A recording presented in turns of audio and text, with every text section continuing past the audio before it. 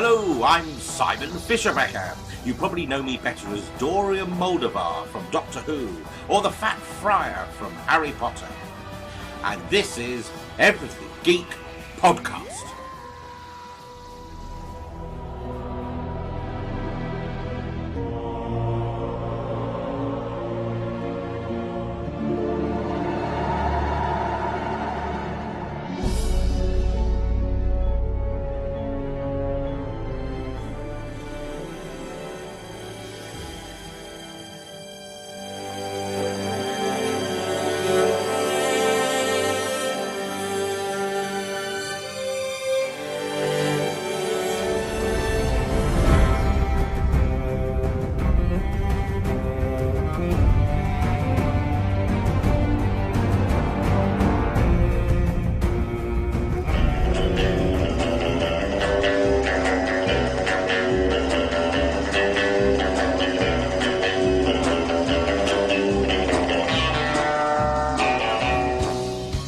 Face it, Tiger.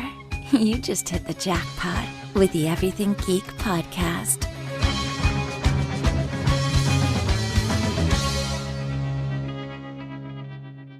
Hello everyone, you're listening to the Everything Geek Podcast. I'm your host Rory, and joining me is co-host Laurent. Hello.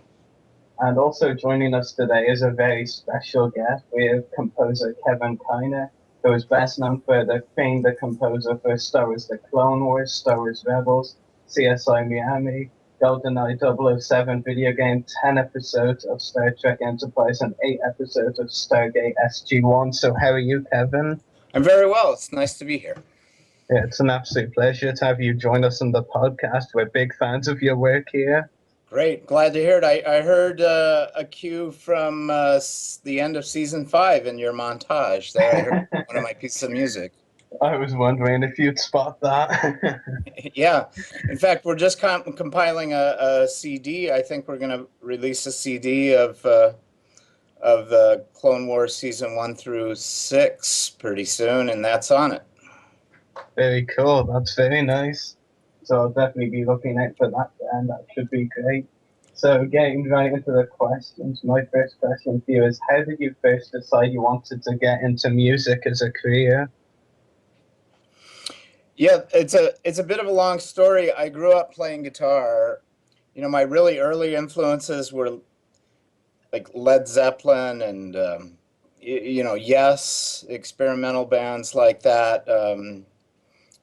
And so I played a lot of guitar, from the time I was, say, 11 years old, and played a lot of rock, and then I got more into orchestration, and specifically in the early days, I got into doing arrangements for horn bands because, things like Earth, Wind, and Fire and Tower of Power were happening. So I started doing arrangements, and I went on the road with several different acts as their music director, and I was doing arrangements for them and conducting. This was when I was in my early 20s, maybe even 19 or 20 years old, and then I think it's kind of a natural progression to go from being an arranger to being a composer. So I got married. I decided to get off the road and stop conducting, stop being a music director for different road acts, and I started working in television and film. I got a couple of early breaks, and it just started. I think it started about 1983. I had my first television show on the air, and first feature film as well, I think in 84. That's great. Yeah, very nice story. And especially as you're a first composer, I guess, it's great to hear, some of the insights into how you become a composer. So that's really cool. So my second question is, how did you first get involved in Star Wars The Clone Wars?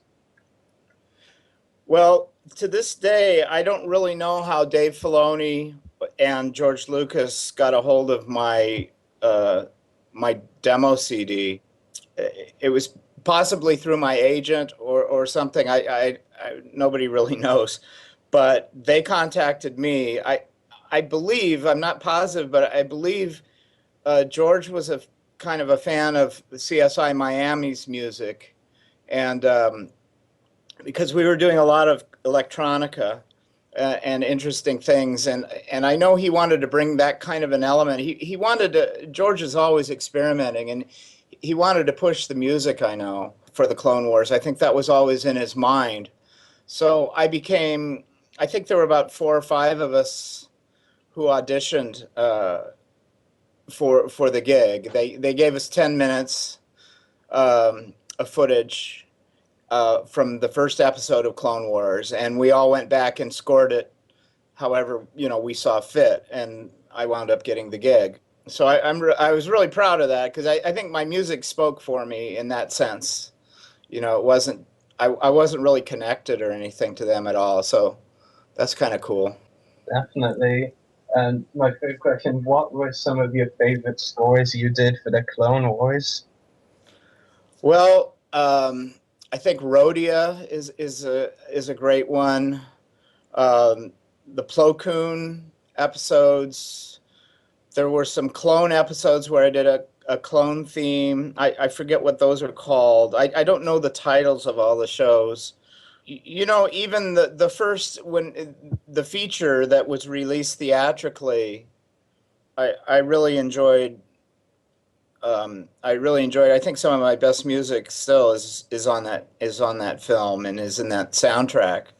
Um, then later on, I think there was a character called Satine, and I was really happy with the theme that I came up with for her. And then probably my favorite episode is that one that you played that little cue in your montage, and that's when Ahsoka makes her decision to leave, and we did a lot of that in Prague with a big orchestra, all that Ahsoka arc, and that's probably my favorite 3 or 4 episodes, the final Ahsoka arc. That's great, yeah, definitely. My fourth question, what can we expect from your scores for the upcoming Star Wars Rebels animated series? Well, it's kind of a cool reboot.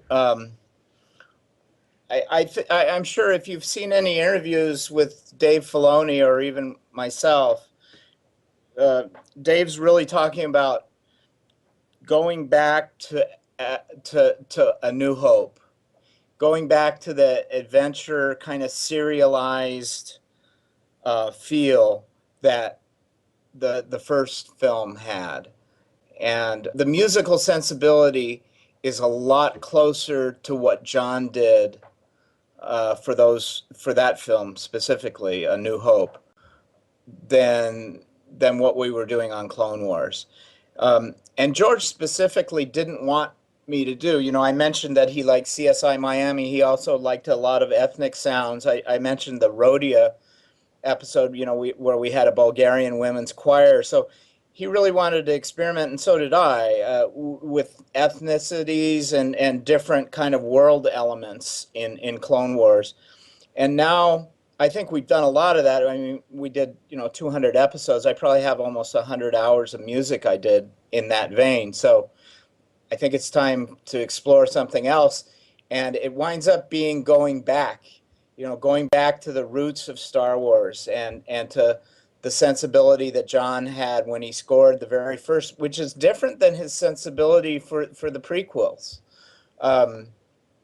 It's and so I really, really kind of tried to adhere to the sound and that he had for A New Hope, and that's really what you're going to hear in Star Wars Rebels. It's really super Star Wars-y in the sense of the first 1 or 2 features.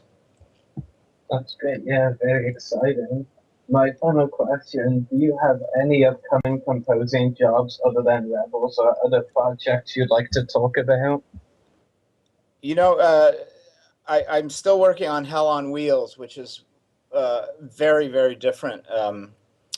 It's a Western for AMC, and I play everything on Hell on Wheels. It's all stringed instruments.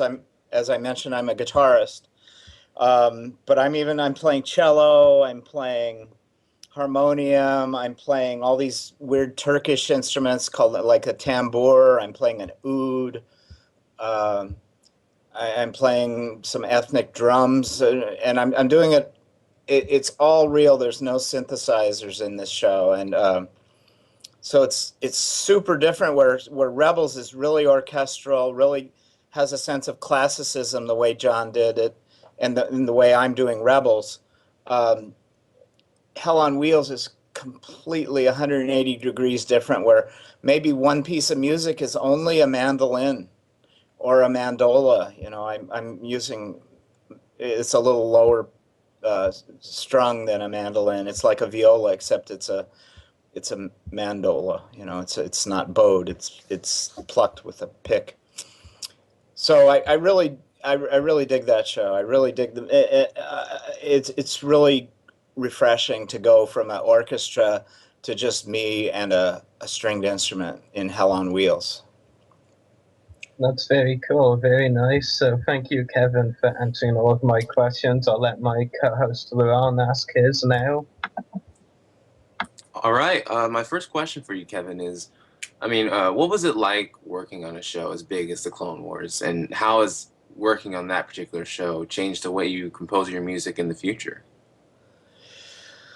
Wow, that's pretty deep. It's, I've said in interviews in the past, that could be a really scary experience, especially for someone like myself. I'm such a huge Star Wars fan. And it's interesting, so much of the staff who works on now Rebels and also who worked on Clone Wars, they're huge Star Wars fan. I think you'd probably know Dave Filoni dressed up like Plo Koon early in his, when he was 19, 20 years old, whatever, and went to the midnight screenings. I myself went to all the midnight screenings of all the films, except for A New Hope. I don't think had a midnight screening, but I went to all the others. So you put me in a room with George Lucas for the first time, and I have a shot at scoring that, and then he tells me that he wants me to rearrange, the Star Wars theme, because I'm like, wait, it's really good already. I don't want to goof it up. And I think I made the comment to him. I said, John did this right the first time, and he's like, no, but I want big drums and or something different, Yeah. and that's you either have an opportunity just to kind of be so afraid and freak out, or embrace it, and fortunately I embraced it. Yeah, I think I'm a sports fan, and you hear interviews, say somebody before a big football match or somebody before a basketball game or a baseball game, in the World Series, and they ask them, are you nervous? And the guys say, no, I'm not nervous. I'm just really amped up. I'm just really excited. I can't wait to get out there. And that's how I felt. I wasn't nervous. I wasn't scared. I was definitely, it got my attention.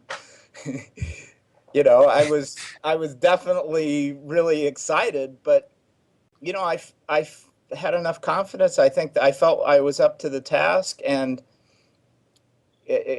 fortunately, I think it turned out pretty good. So I'm really thankful for that I didn't freak out, because I think that could have happened. Yeah, definitely. Well, my next question for you is, what was the direction process like when working on the music for the Clone Wars? Did Dave give you any particular musical insight or direction when composing an episode, or were you pretty free to work as you wished? No, initially both George and Dave had really specific ideas about what they wanted, and some of them worked and some of them didn't. And I would fly up to Skywalker with several versions of a scene. Say, somebody would mention, hey, I really like this tune by whatever, or I really like this sound. Can we try scoring this scene in that vein? So I would do that, and then I could usually tell, well, that's not going to work, and it's really cool to experiment, but sometimes it doesn't work, Yeah. and so when I saw that it wasn't working, I would score it the way I thought it should be. And I would bring that, I would sort of have that in my hip pocket, and then so we'd go through a playthrough and everybody kind of be looking around and I'd say, here, why don't we listen to this version? Because I think this might be a little more the direction we should go. Um, so sometimes it worked that way. Other times, Dave had really great, like say, Plo Koon is a Jedi master who's really close to Dave's heart, and he wanted him to be Russian. He wanted him to have a Russian sound. So we got kind of a Russian sounding choir happening, and harmonically, I studied a bunch of Russian music and just tried to get that vibe happening. And Dave would throw me things maybe from other films sometimes. I think you're aware that the temp track is a pervasive part of our working environment as film composers. Do you know about that? I do not actually know. Well, it's called a temp track, and almost always these days, when you go to score a movie, somebody has already put a bunch of soundtracks on that movie. Okay. They've pulled cues from all over the place that they think helps move it along. And George did that with A New Hope. I mean, I personally know quite a few of the pieces of music that John had to listen to, before he scored A New Hope, and what it does is it's very difficult for a director to communicate in musical terms. They're not musicians, Yeah. so it kind of gives you a jumping off point where you can say, okay, so say Dave had something from, I don't even know what, say it was from Indiana Jones or something like that, and so I'm watching and it's an action scene and he's got this music, and so we would talk about it and we'd say, well, look, I think the tempo is really good and kind of the spirit of it's really great, but I don't think these kind of things are what our show wants to say, and so we would talk, and it gives you a really good way of talking about music because it's a very difficult thing to put music into words, So you can play that Indiana Jones piece of music and say, hey, I really like those drums, or I really like what the strings, or I really like those trumpets. So that's cool. You can use those elements and maybe the tempo or the kind of feel that they're going for, because that's a director giving you really good direction of what he wants from a scene. And in the best case, you wind up being creative, and putting your own stamp on it. And the director also has his stamp because he has his tempo, he has his feeling, maybe he has his little trumpet kind of feeling that he was going for. So you put that into the cue. But it's also, for me, it's my piece of music. It's not just an Indiana Jones ripoff. What can happen in the worst cases is that the director, and this never happened with Dave or George, but in the worst cases, the director gets so married to the temp track that you have to almost rip it off to the point where lawsuits have happened. Yeah. There's Hans Zimmer. There's people who've been had to, that have come too close. Hans, I think it was pretty famous, is something from Holst the Planets, and he got sued by the estate of Gustav Holst for coming too close to that piece of music. It was Mars, I think, in Gladiator. But So, yeah, I can kind of relate to that because my brother, he's making a short film now for a film festival, and he just found out like a week ago that he can't use any copyrighted music, so his music has to be completely composed on his own. right. And I'm the only musician he knows, so now he's wanting me to compose an entire soundtrack just for a 3-minute film that's due next week. So I'm Yeah. having rustle together something that sounds like what he wants as the director, and it's really confusing having your vision with theirs and still trying to put something together that it's kind of both. And so yeah, it's really fascinating that you say that. Yeah, no, you've got a tough job because he thought he was going to use these things, and now he's got to like, man, that's hard. You Yeah, know, because he probably really likes those tunes, and you know, that's tough. it Good is. luck. It's very tough. They have a very clear vision in mind, but it's our job to try and master that, I guess. Yeah. Yeah. But my next question for you is, which The Clone Wars episode, if you can remember, was your favorite to work on, and which episode is your favorite in general? Yeah, it's just so hard. I mean, I think for Rory, I answered that with, you know, I love the feature. Um, I love the music I did for the feature. I'm very proud of that. I love the Ahsoka arc. I, I I really like the themes I wrote for Satine and for the clones, um, for Plo Koon. Oh, I forgot all about Darth Maul and that stuff. That's awesome too. I mean, man, There's there's, so you know, much. I probably should put a list, but if I put a list together, it would probably have 10 shows in it, at least 10 or 12 episodes that were my favorites. And I really could not pick one favorite. You know, everybody seems to really like that cue at the end of the Ahsoka arc in season 5. And I played the bass recorder at the very end. We didn't use the regular end credits and stuff. And it's also a very emotional. It's just a very emotional piece of music. It's a very emotional scene. So if I had to pick like one scene, it might be that. But there's a ton of action scenes that I really loved also. You know, there's these buzz droids that are happening, I think, in the first episode of the Ahsoka arc in season 5. That's a really fun piece of music. So I kind of gravitate, I guess, you know, I'm sort of answering your questions less about which episodes I like and more about which pieces of music I like, you Oh, know. that's fine. That's fine. So All the same. I guess I'm a little biased that way. I've got kind of less story centric and more music centric. It's all one big music video to me, man. I can imagine. I mean, you've been doing this for how many years now? Would that be 6 since the Clone Wars came out? Yeah, I think they gave us jackets about a few months ago at a big kind of ending party, and Oh yes, I remember yeah, seeing I think the Matt date Lanner. on my jacket is 2006 or something. Dang, now I forget. Wow, Yeah. awesome. You know, George hadn't even sold the show.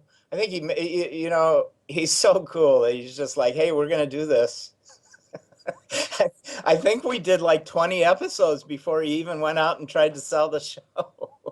I'm not sure. It was so cool. I'm like, hey, when's it gonna air? And Dave's like, we don't even have a network yet.